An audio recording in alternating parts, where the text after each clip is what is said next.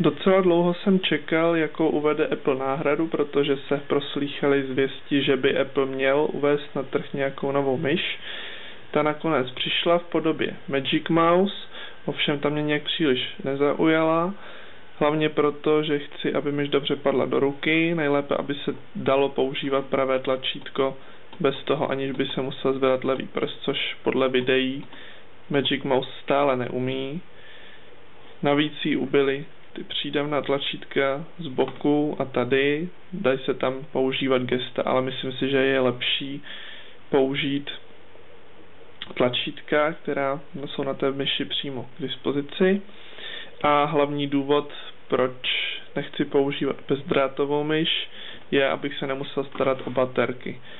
Drátová myš se připojí a nic dalšího neřešíte a navíc ji potom podle kabelu můžete najít, i když ji někam hodíte. Někam pod něco na stole. Docela dlouho jsem hledal nějakou vhodnou náhradu za Mighty Mouse, kterou jsem si pořídil s MacBookem. Hlavním důvodem je tohleto kolečko. Mělo normálně cvakat, ale takhle do strany to ještě funguje, ale na vertikální posouvání už ne a ne. Můžete se podívat, jak to vypadá na obrazovce.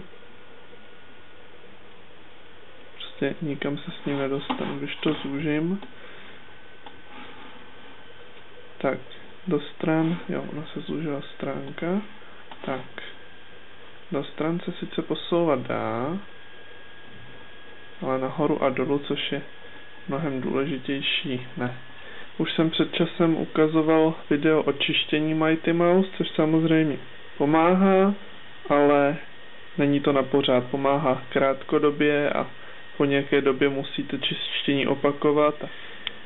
Takže jsem hledal, čím tuhle myš nahradit. Šlo mi o to, abych měl stále 2 tlačítka klasická, 6směrové kolečko klikatelné a nejméně 1 tlačítko, které slouží na vyvolání expoze. Takovou myš jsem našel u značky Genius, takže jsou to klasická 2 tlačítka, tohle je klikatelné a dále máme 3 přídavná tlačítka. Má teda laserový senzor a to, co je nahoře, funguje podobně jako kulička u Mighty Mouse, ale jde o senzor optický. Stačí po něm jezdit prstem a posouváme se do všech stran, respektive do 4, pak mohl by teoreticky umět nějaké šikmé, ale to teda neumí. Ale to neuměl pořádně ani Mighty Mouse. Co tahle z té myši bychom ovšem mohli vytknout, je, že to není tak přesné jako klasické mechanické kolečko, nebo i to kolečko u Mighty Mouse do té doby, než se zašpiní. Rozhodně to není na hraní her, kde na té přesnosti záleží, ale na prohlížení stránek nebo fotek to jde velmi dobře použít. A další věc, která mě trochu překvapila, je s konfigurací přídavných tlačítek. Když se podíváte do předvoleb systému na myš, tak u Mighty Mouse vypadá nastavení následovně. Máte tady ke každému tlačítku, které tu je, nějaké možnosti nastavení s nějakými systémovými možnostmi. Zatímco když tuhle myš odpojím a nechám tu jenom tu myš Genius, tak se mi ukáže nastavení vhodné jenom pro 2tlačítkovou myš, přestože ona zvládá fungovat stále jako 4tlačítková Mighty Mouse. Tak nastavení se neukáže, dá se to obejít tím, že Mighty Mouse připojíme,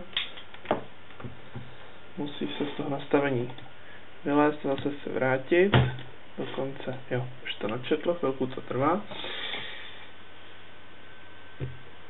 No, ale nejde nastavit další přídavná tlačítka a nejde nastavovat bez přítomnosti Mighty Mouse ani ty další 2, kromě těch úplně základních.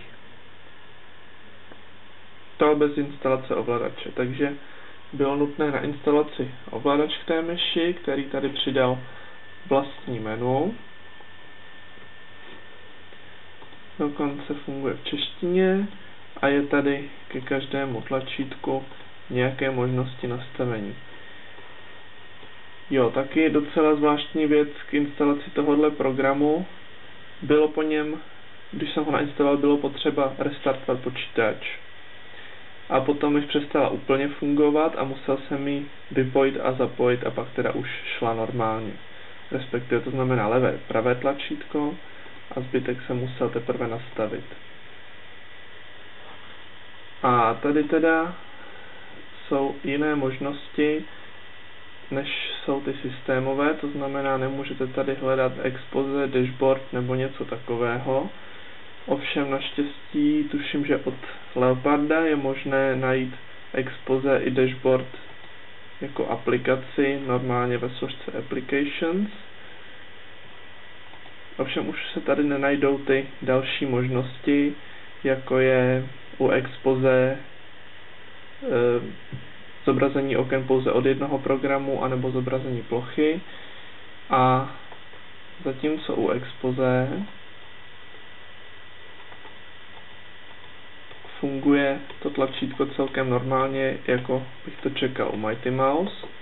U dashboardu funguje tlačítko to nastavené, což je u mě prostřední, jenom pro vyvolání té nabídky, a abych ji zmizel, tak musím kliknout levým tlačítkem mimo widgety.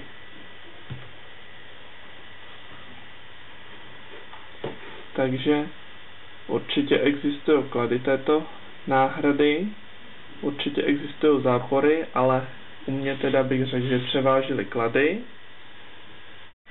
Už tím, že se kliká lépe pravým tlačítkem, kvůli čemuž není potřeba zdvíhat levý prst, jako je to u Mighty Mouse i Magic Mouse. Jsou tam ještě další přídavná tlačítka, což já mám teda tohleto pravé nadefinované na Spaces a obě levá mám teda na expoze, protože jsem zatím nepřišel na nic lepšího, na co by se to dalo využít. Myš je laserová, takže je i přesnější. Mighty Mouse občas se stalo, že utekla. A ještě jedna věc, která je pro mě docela důležitá.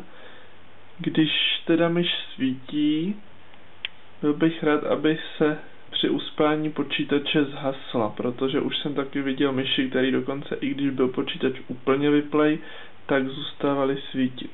Takže to si můžeme názorně ukázat, jak to u téhleté myši je. Vidíte, že se zhasíná, takže s proměnou vlastně žádné světlo nemá, protože je laserová, ale ten optický snímač nahoře se zhasíná.